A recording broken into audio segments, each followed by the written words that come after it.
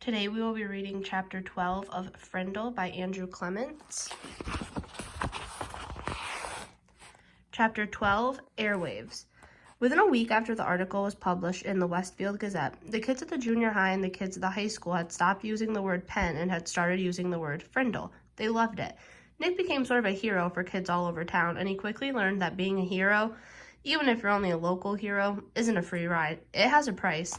People noticed Nick when he walked into his dad's hardware store, when he stood in line at the penny pantry to buy a candy bar. He could feel it when someone recognized him, and it made him shy and awkward. Kids at school started expecting him to be clever and funny all the time, and even for a kid as smart as Nick, that was asking a lot. Every teacher, the office secretary, the principal, even the school nurse, and the custodian all seemed to be watching, always watching. His parents were great about everything. True, his mom had been upset when the article first came out, and so had his dad. Nick had said, "But I didn't do anything wrong, Mom," and neither did that lady from the newspaper. And his parents could see that he was right. The things in the article were true, and the truth is the truth, and nothing could be done about it now. Even though it made them uncomfortable to have their boy talked about all over town secretly, Nick's mom and dad were pleased. After all, a brand new word is a pretty amazing thing. Their Nicholas was quite a fellow, no getting around it. Someone else in town thought his brand new word was pretty amazing too. Bud Lawrence had lived all his life in Westfield, and when he was only 19 years old, he had saved enough money to make an investment. He looked around for a good idea and then bought the first Dairy Queen in the state. After a few years, he bought a McDonald's restaurant. That was almost 30 years ago. And these two restaurants had made him rich, one of Westfield's leading citizens. When Bud Lawrence saw the article about the new word, he had his lawyer file a preliminary trademark claim on the word Frindle. Within 4 days, he had set up a small company that was selling cheap plastic ballpoint pens specifically imprinted with the word Frindle. He sold 3,000 Frindles in the first week, and they sold so fast that stores all over Westfield couldn't keep them in stock. Then, just as quickly, kids stopped asking for Frindles. The sales slowed down, and Bud Lawrence started thinking about other projects. A week later, it was Halloween. The leaves started falling, and it seemed like the town was going to quiet down. And it would have if it hadn't been for Alice Lunderson. Alice lived in Beverly, a town 7 miles away from Westfield, and she worked part-time for the local CBS TV station in Carrington, a town of about 75,500 people. When there was important area news, disasters like floods or tornadoes, or sometimes if she came across little stories that seemed cute or original, Alice would call the station news manager in Carrington. If it was a good story, or if it was a day when not much else was happening in the world, when the TV station would send out a van with a camera crew to shoot some videotape. Alice subscribed to all the small-town newspapers in the area to keep up with local events. Most of them were published on Thursday, and they arrived at her house by Monday or Tuesday. Then it took her a day or so to look through them all. On Wednesday morning, she finally saw the article in the Westfield Gazette about the word war. She read it through twice and looked carefully at the class photograph. She was sure that this story was a winner. The TV station manager in Carrington agreed with her. He called the CBS station in Boston because sometimes Boston picked up stories from Carrington newsroom. The woman in Boston thought the story had some real zip to it, so she called the network news editor in New York. When the facts of the Westfield Gazette article got to New York, the staff there loved it. They looked over the schedule sheet for the week and decided it would be the perfect closing story for the CBS Evening News for the next day, Thursday. Orders flew back through the telephone links from New York to Boston to Carrington to Beverly. By Wednesday, that's noon, Alice had to go order to take the story all the way. It was her first piece to get onto the national news, and 20 million viewers would see it. Alice and Lunderson and her camera crew stood on Mrs. Granger's front porch Wednesday after school. Mrs. Granger was not impressed at all by the lights and the microphones. She looked right into the camera and said, "I have always said that the dictionary is the finest tool ever made for educating young minds, and I still say that.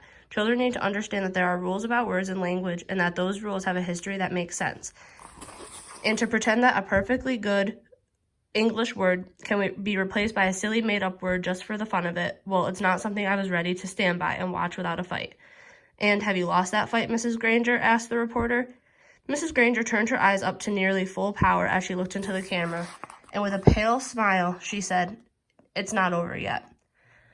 When Alice and the crew showed up at Nick's house, the Allen family was ready for them. Mom and Dad sat on the couch with Nick between them. Nick squinted into the lights. His mom had worked out with Nick what he could say and what he couldn't say. "You remember, young man," she had told him as he combed his hair, "these reporters are just looking for a quick story that will make some excitement. But you have to stay here and live in this town, so mind your P's and Q's."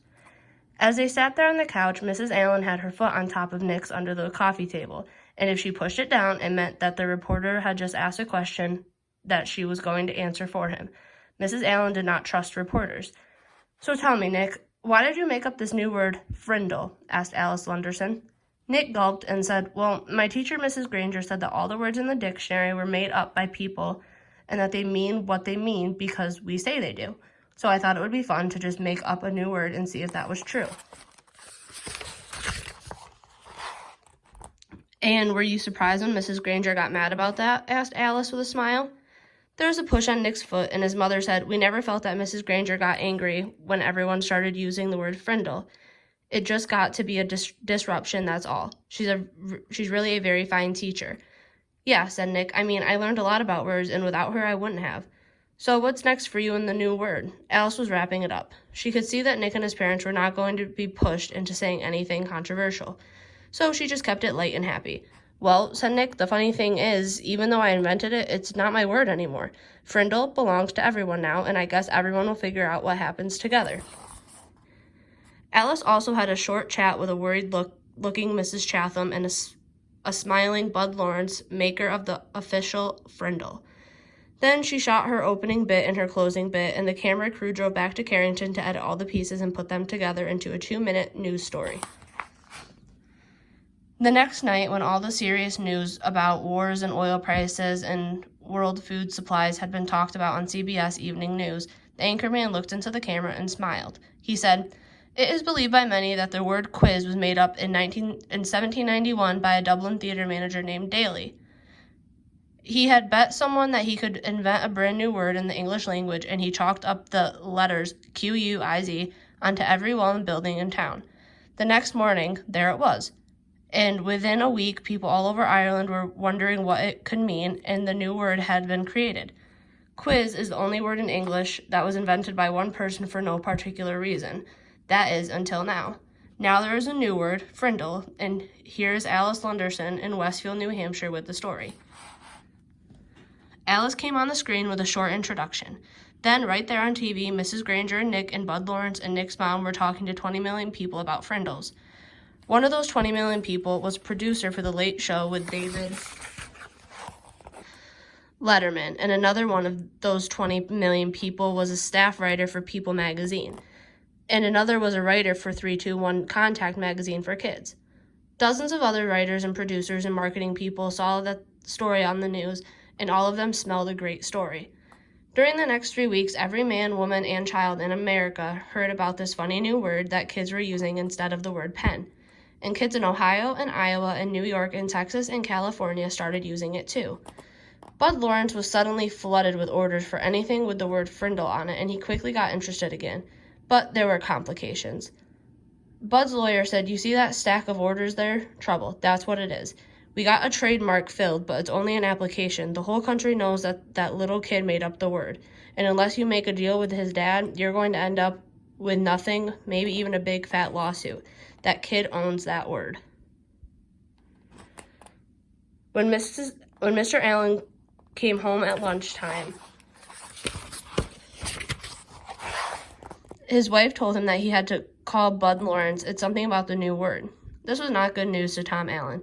He was sick and tired of all the fuss and being away from his hardware store so much while all this nonsense was happening had put him weeks behind on his paperwork. He'd be lucky now to get his Christmas order in time. Even though he didn't really want anything to do with it, Bud was an old friend. So on the way back to the store, Nick's dad went to Bud Lawrence's office. "Tom, good to see you," said Bud. He stood up and walked around his desk to shake hands. "Have a seat." Tom sat down uneasily, and Bud pulled another chair over.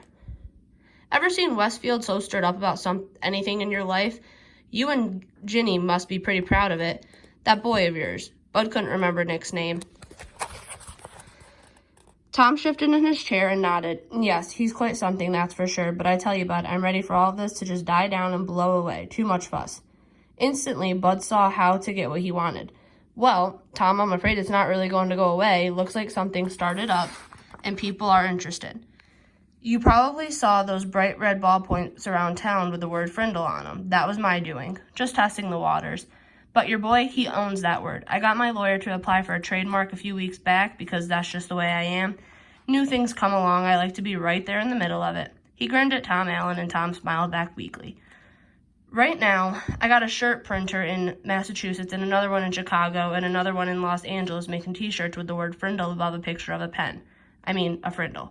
Each supplier has ordered so far over 20,000 shirts. Profit on every one of those is going to be $2, maybe $3. And I'm talking with some big pen and pencil companies in Hong Kong and Japan about a deal that could be worth some really big money. They've seen this Frindle thing in the media, and they want to buy rights to the trademark and make a new line of Frindles for kids. I'm not kidding. This is a hot idea.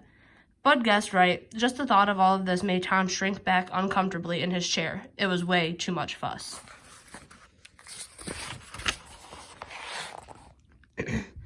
Tom, let me be direct with you. As the boy's guardian, you need to do the right thing about all this. I'd like to see where all this is going to go. I'm going to take some risks, spend some money, see what happens, but I need your permission. I need your signature on these trademark papers, and I need to strike a deal with you about permission to use that trademark. I know it seems like a big ruckus about a word, but we just can't tell what's to come of it unless we take some steps. Bud pointed at the papers on his desk. That's a contract, and it's fair and honest. It gives your boy 30% of whatever profits I might make. That's a fair royalty, generous for this kind of deal. So what do you say? Make sense? Let me take care of all the fuss and see if some good doesn't maybe come of it all. The papers and a pen, were there on the desk next to Tom. He looked at Bud, then reached over, picked up the pen, and signed both copies of the trademark papers and 3 copies of the contract. I've got no reason to doubt you one bit, Bud, and I sure don't want to mess with any of this myself. Is that it? He asked, standing up. Not quite, Tom. Here.